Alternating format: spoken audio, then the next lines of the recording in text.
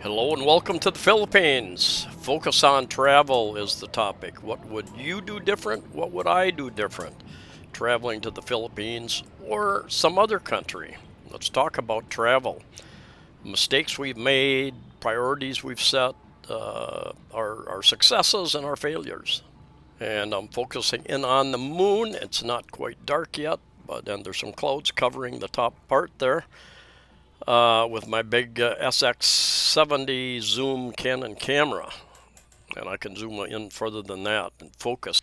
Many of you have been to the Philippines before. Many of you are planning your first trip. Many of you have been here a number of times. Some have gotten married, they've got long term relationships. Some people have tried to do the online marriage thing. Some people have gotten married, and right before the pandemic, the lockdowns, they went back to their country, and they've been unable to return for 2.5 years, something like that. Some people have very clear goals, and they know what they want to accomplish here. I've had a number of people say, I want to come to the Philippines after looking at many countries. I want to come there, but I have no idea where to start. And they ask me for advice, me and other people, I'm sure.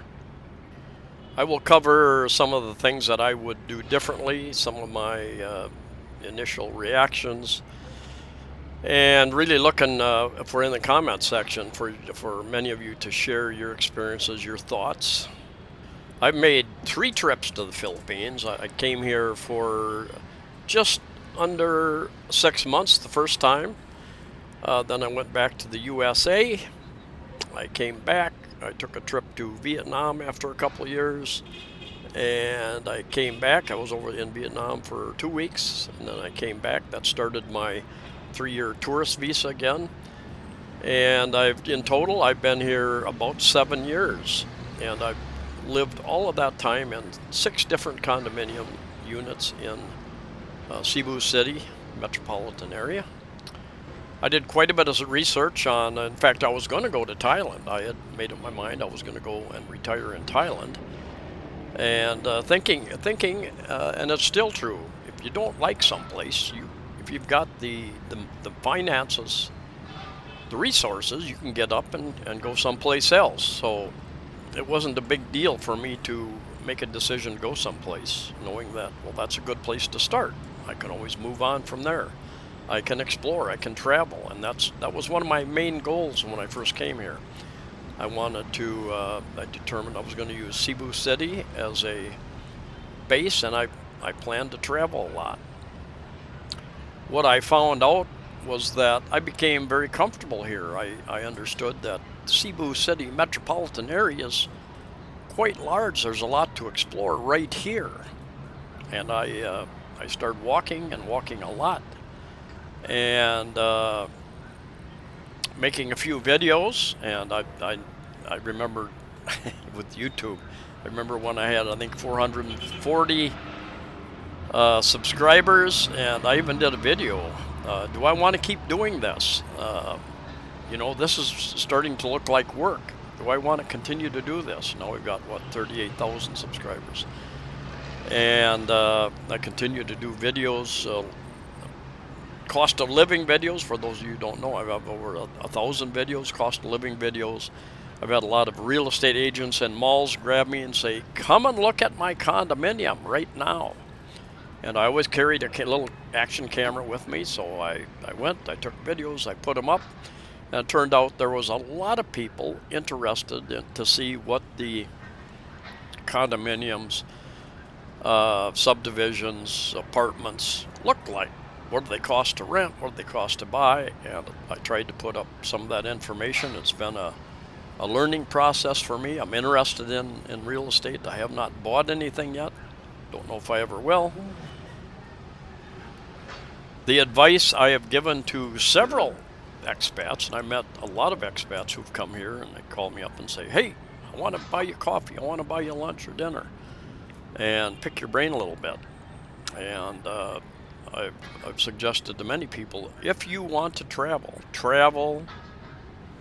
right away when you get here. Travel, and many of those people have taken my advice. They've gone to Bohol Island, they've gone to Dumaguete, to Iloilo, to various places to visit, get an idea, because you can get very comfortable in one spot and never leave. Some people they come, they go to the mall, they go home, they go to the mall, they go to the bar, they go home, and get, there's plenty of malls here and plenty of girls, and about 80% of my viewers are male, but I certainly don't want to leave out the females. There are plenty of guys here as well for those girls looking. One thing that happened to me early on, was it the first 6 months or after I came back? I forget.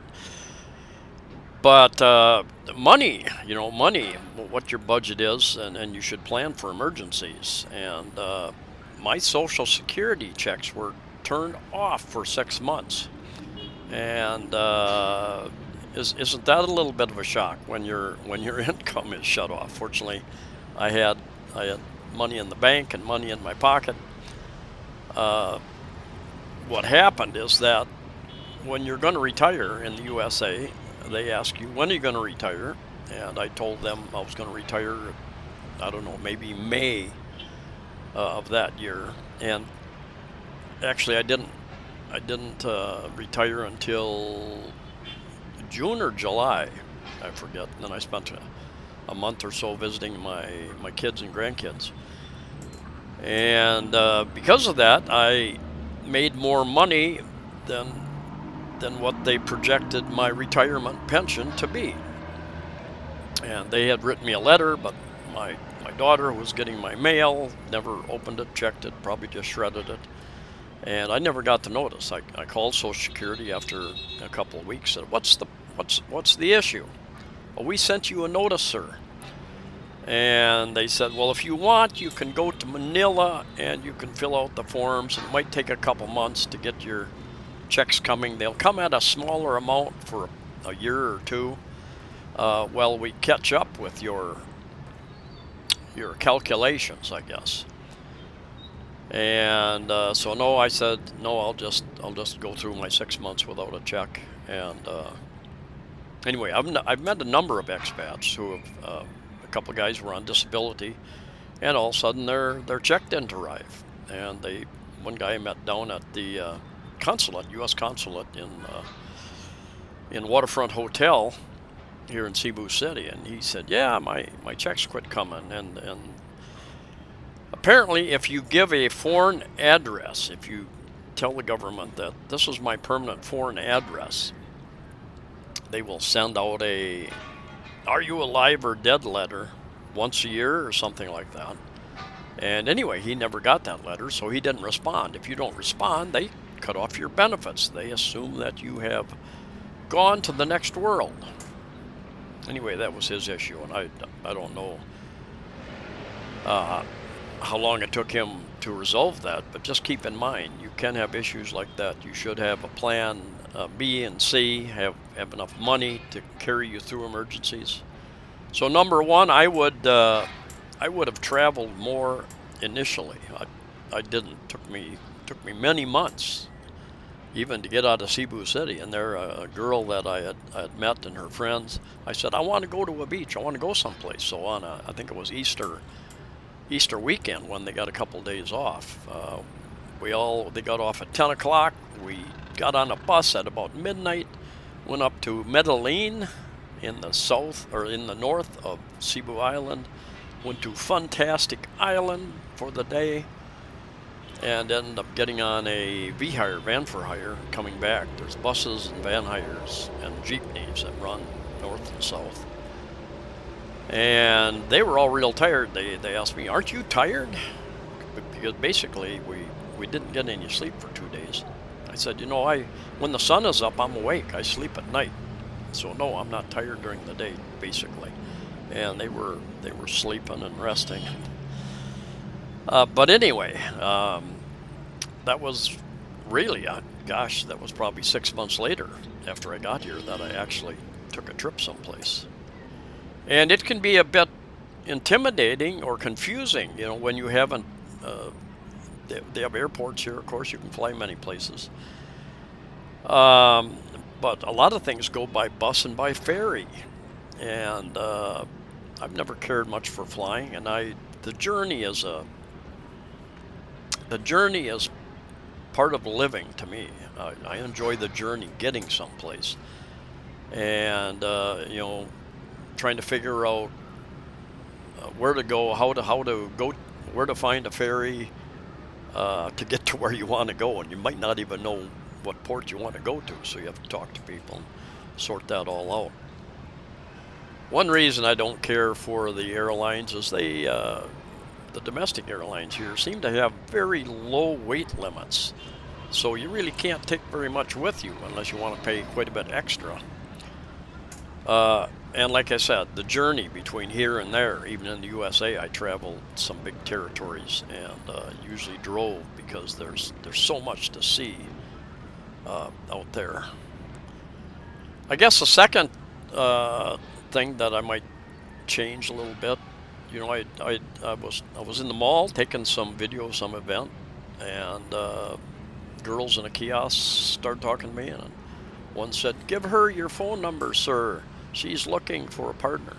And I gave the girl my phone number, and we connected a couple days later. I would go to the mall and visit her several times a week. She would text me once a week or every couple of weeks and say, "I'm coming over." And she would usually bring a friend. They'd each get a nice meal. They'd talk in Bisaya the whole time. They'd go home. So it was kind of like activity partner setup, and I eventually cut that off because I was sure she wasn't interested in me, and so there just wasn't really any potential there. But I would have, I used it as an activity partner type thing, and I was too passive. I should have, if I was looking for a girl, I should have, which I wasn't. I like girls, but I wasn't here. I was here to travel, and getting into a relationship can slow that down. In fact, one time I went to Duangete, and she said, "I'm going with you," and she did. She told me she had 2 days off. Turns out she only had 1 day off, so we went over there, and we had to rush right, try to find the ferry coming back had been canceled, so we had to find a bus ride back, basically. Another thing I would have done is spend less money initially. For somebody who wanted to travel and just use Cebu City as a base, I got too comfortable. I went out, I think the first month I spent, and I've done a cost of living video on that, I think I spent like $2,500, and I went out and bought a nice set of cookware. I bought better sheets than what were furnished in the condominium, and that was important to me, and they weren't cheap. To get a good set of sheets, comfortable, high thread count sheets, but other things that I spent money on, and then you feel like you're wealthy because you see the poverty here, so many needs, and you can tend to be a little more generous than what you probably should be, depending upon your budget, your financial situation. And what I've told many people, if you start by spending a lot of money, by handing out money to people, a girlfriend or friends or their other families, if you start giving out a certain amount of money, and then you try to cut back later, you think, well, gee, this is more than I should be handing out on my budget. It's not taken kindly when you start. They take it personally. They may start, in fact, even expecting it.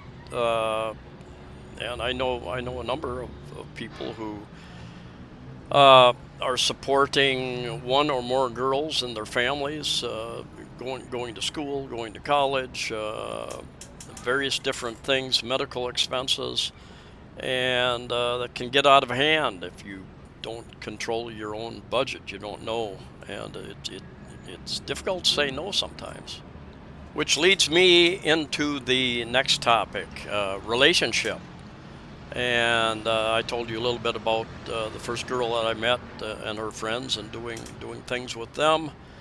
Um, and because I had that relationship, even though it wasn't really a romantic relationship, it in my thinking, and in fact, it limited me in traveling because she, they kind of expected me to be around. And eventually we broke that off. But my second relationship, um, a similar thing happened. Very, very nice, sweet girl. Um, but we had little in common. I liked to travel. She told me flat out she did not like to travel. It took too much energy, too much money, and she worked hard. I convinced her once. She had a day off, and we went up north. Went up to big zoo, Cebu Safari. Went up there, and then she got into a big hurry to come back home, and we broke up partly over this anyway. And she just never had time to do much, and so we had a little argument, and we broke that off. But do you have things in common with this person you've fallen in lust with, other than lust? And that can be a trap. Can be a trap. Look out! It's going to spring on you. I warn you. So something I would find out early on. Do you have some things in common?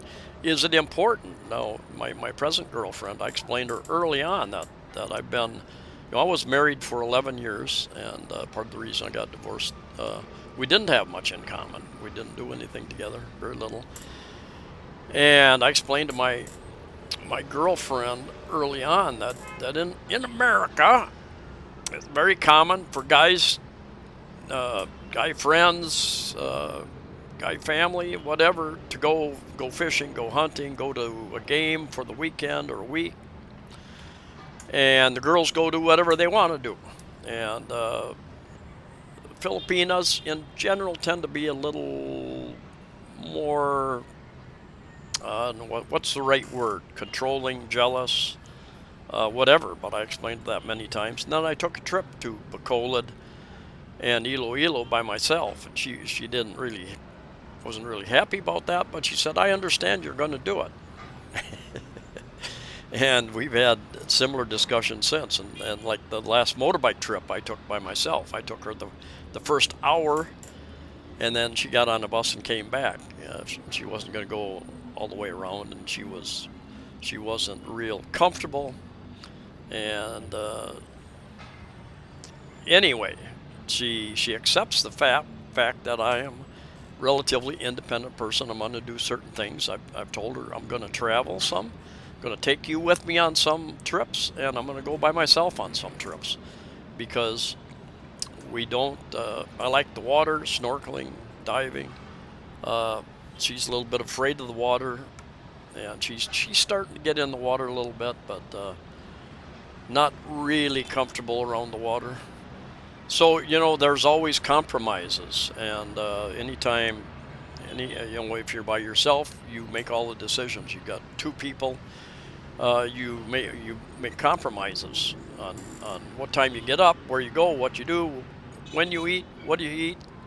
If you've got 3, 4, 5, 6 people traveling together, there's more confusion, more compromising. Not that, and I've explained to her, not that is a bad thing. It's just a fact of life. It becomes more confusing. I do well traveling by myself. I'm an explorer. I like to, as you've seen in my last videos. A lot of people, the destination is their goal. Get to the destination, Mole Bowl, Bentine Island, wherever, Boracay, and just enjoy their time there. To me, the journey getting there is more important than the destination.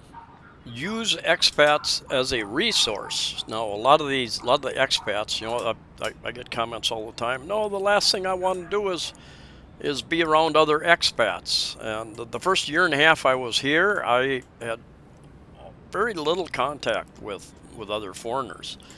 And then I, by chance, I found a restaurant that served more Western type food, and a lot of expats hung out there. And so I started going in there, met a number of friends who are still my friends, and I have found that expats who live in various countries have, and many of them have traveled many other countries. They're not your average individual. Doesn't travel halfway around the world to live in a foreign country.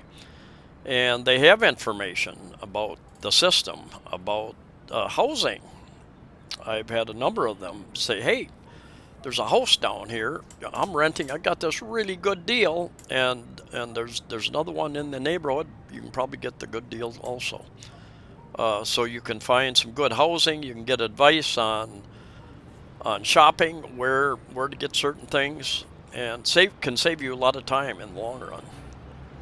I have met a lot of good, interesting expats, foreigners here in the Philippines, and traveling that I would have never met.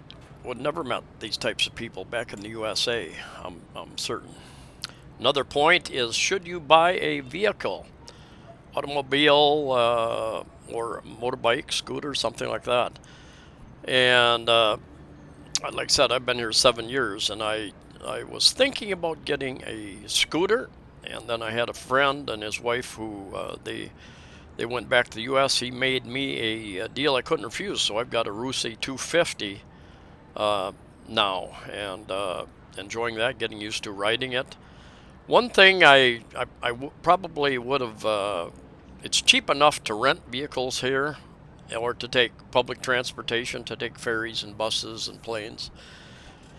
I should have gotten a driver's license early on, because after I was here about 3 years, they tightened up the rules for foreigners to get driver's license, and it was more difficult to get one after that. Now, each province is a little bit different. They interpret the law a little differently, and some are more lenient than others, is what I understand. But anyway, it took me 3 tries to get my license eventually.